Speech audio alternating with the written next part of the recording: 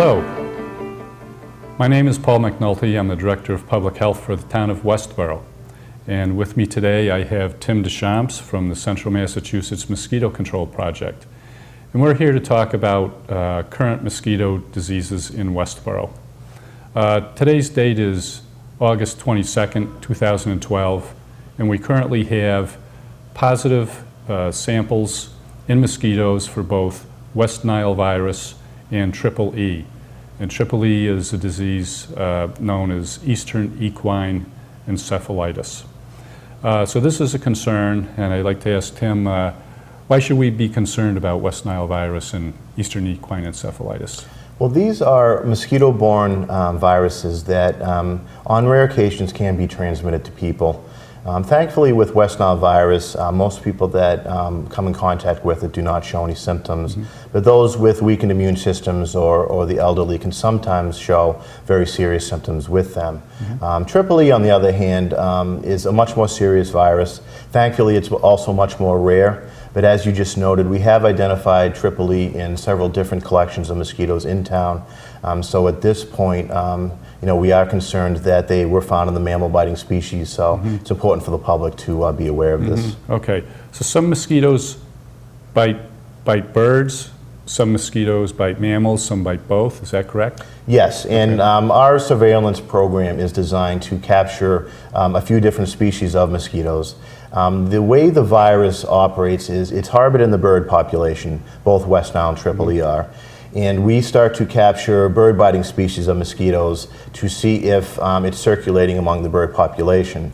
And we also look at the mammal-biting species that will bite both birds and people, potentially picking up that virus and transmitting it to people. Okay, so the mosquitoes bite an infected bird, okay, and then they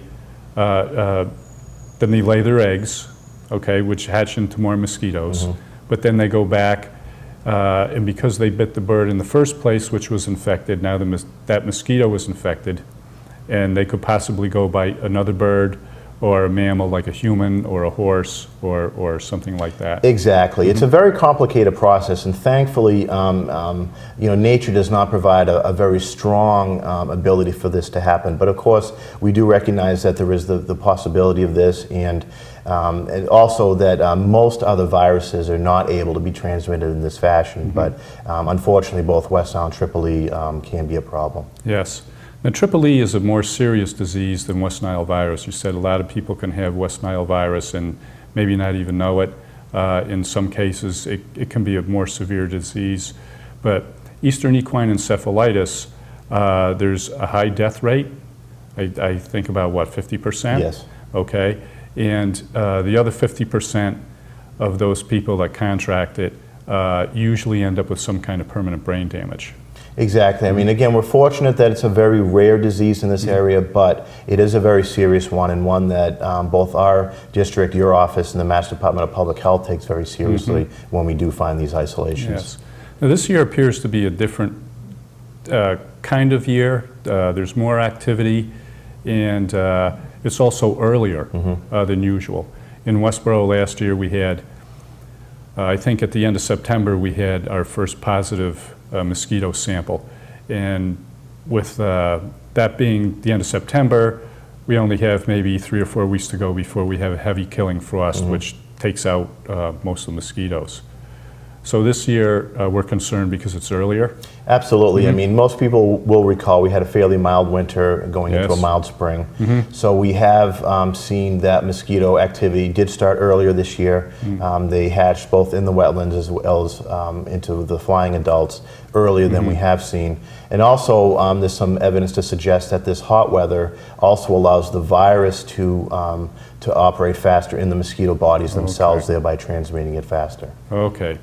So what can people do to protect themselves against mosquito bites and that type of thing? Well, it's important to remember people themselves can do themselves a very good service by using mosquito repellents as necessary. And of course, we always say, please follow the label directions. They should walk their properties to see if they have containers holding water. Many times when our technicians go out to a property, they identify areas that the homeowners have left water in and thereby creating their own mosquito problems. And of course, it's important to watch and listen for health alerts and information coming out about mosquito viruses, because when they are in the environment, if you curtail your activities in the evening, reschedule them, and follow some personal protection advice, you can lower your risk even further. So what type of things in say your typical homeowner's yard, items that people have control over will actually breed mosquitoes? I've heard, bird baths and gutters and things, but what are some other type of things that you find commonly that have water in them? One of the more common items that we have found are the small wading pools that people will buy for their small children. They often are used and then sometimes put to the side. And then, of course, if the water stays in there for much more than a week, it doesn't take long for the mosquitoes to discover this as a new larval habitat. And then even just small items that are cast aside to be either thrown away or recycled at a later point in time. I myself have been guilty of this, putting a small bucket off to the side near the front step to bring it to the recycling facility and forgetting about it for a few weeks, and sure enough, when I did remember to check it, it was chock full of mosquito larvae.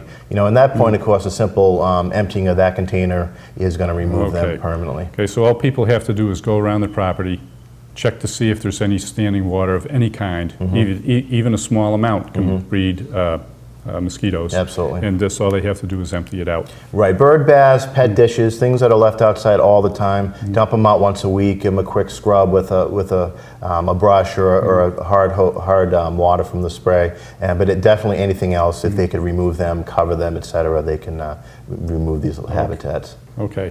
Our office at the Board of Health has been getting calls about the EEE and about the mosquito samples. Your organization does the trapping of the mosquitoes. Just how do you do that? How many traps do you have around town? What areas are they in? We have a specialized series of traps that are put throughout town. We do ring the Great Cedar Swamp in both Westborough and the town of Hopkinton. And we also have other areas in the town of Westborough that we employ these devices. And they allow us to capture certain species of mosquito that we're concerned with that either transmit the virus or can come out in great numbers and cause other issues as well. But on a weekly basis, the technicians will go out, they'll capture these mosquitoes, they're brought back to our laboratory where we identify them to species, and then the species that we're concerned with are then sent into the Mass Department of Public Health's laboratory in Jamaica Plain for virus testing. Good. Just what, so when we have samples in an area that turn out positive, what does Central Mass Mosquito Project do? I know they spray, and maybe you want to talk a little bit about the spraying and how you do it and what it consists of and that type of thing. Well, the first thing we have to determine is what species do we have the virus in, as well as what virus are we looking at. We, of course, coordinate very closely with the Board of Health as well as the Mass Department of Public Health officials. But generally, the first response is to put additional traps out in the area to also gauge population densities. Are species on the upswing? Are they on the decline? We also look at the current weather trends. Is it getting warmer? Is it getting cooler? So many factors are involved before we make a determination as the appropriate response. As Paul mentioned, we did identify EEE in town last year, but it was very late in the season. Spraying would not have been the appropriate response at that time, so we put out health alerts along with the city, the town, and local officials just to make residents aware that this virus was in the area. Unfortunately, this time of year we did find it earlier, so it was necessary to do some town-wide spraying, which has been completed. We've also sprayed all the schools, and we'll be doing some additional applications on some of the town parks as well.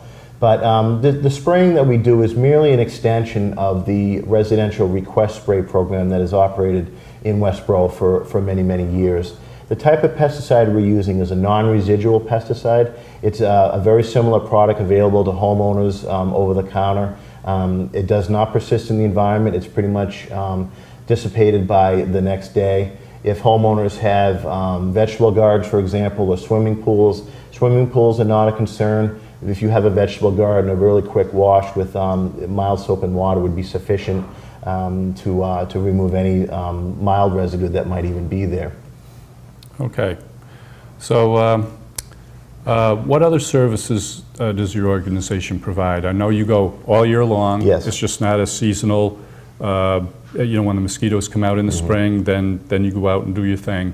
You're active all year long. What are some of the things you do? Well, it is surprising when people hear that we are active during the year completely. This time of year, of course, we're very active and very noticeable to the public, but in the springtime, generally around late February, early March, our technicians will go out. They'll start to monitor these wetland areas. They'll do samples from the water, and when they identify mosquito larvae, they do applications at that time of a granular bacterial product, which is a very good product for us to use. It's very specific to mosquito larvae, does not persist in the environment at all. That program generally runs from the spring even into the summer. Summertime, of course, is our busy time. We're much more noticeable where the residents will call in, ask for a property to be sprayed, and the technicians will go out to do those targeted applications. Also in the summertime, of course, we're running our surveillance traps, capturing mosquitoes, identifying them, having them tested for virus.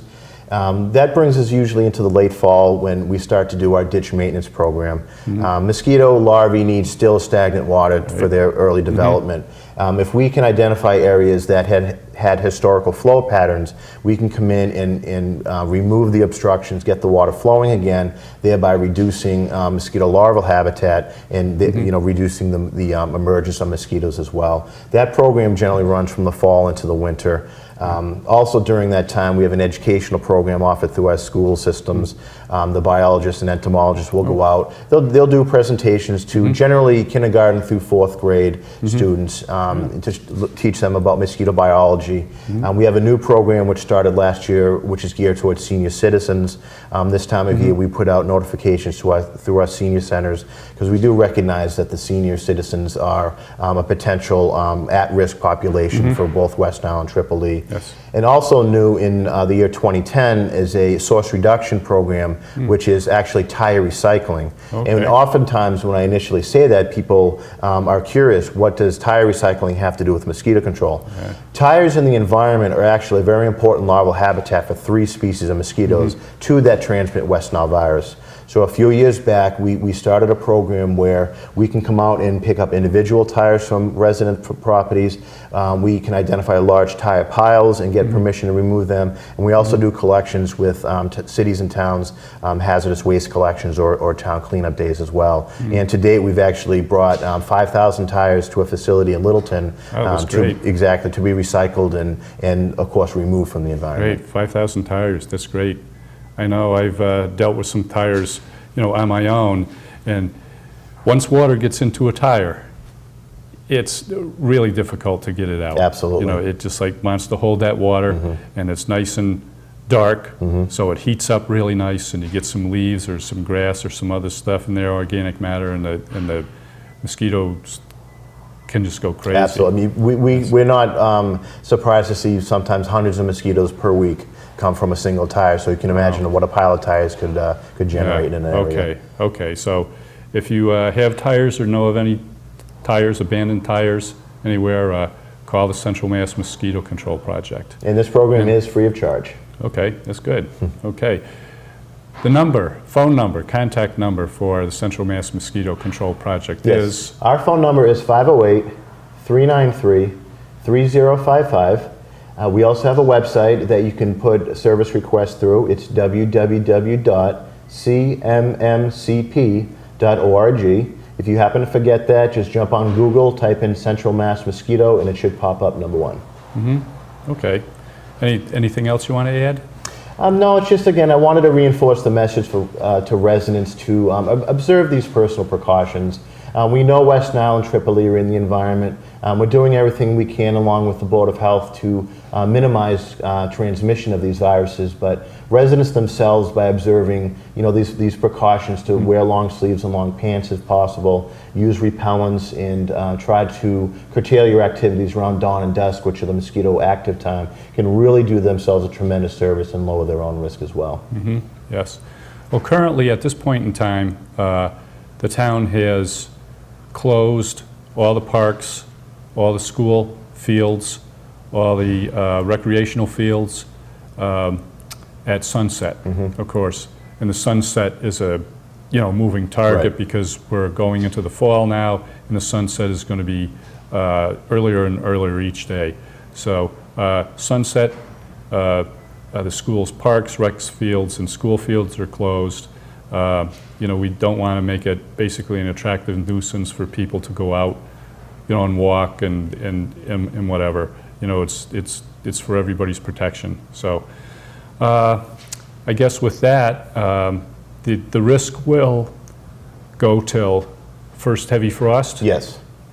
Which is, I believe in this area, it's somewhere around October 15th. Right. So this being August 22nd, and we have until the middle of October to go before the risk is pretty much zero. That's quite a long time. Right. So people have to be aware that there is still a risk of contracting West Nile virus or Eastern equine encephalitis, EEE, until probably the middle of November, give or take a little bit. And I think that's all I have.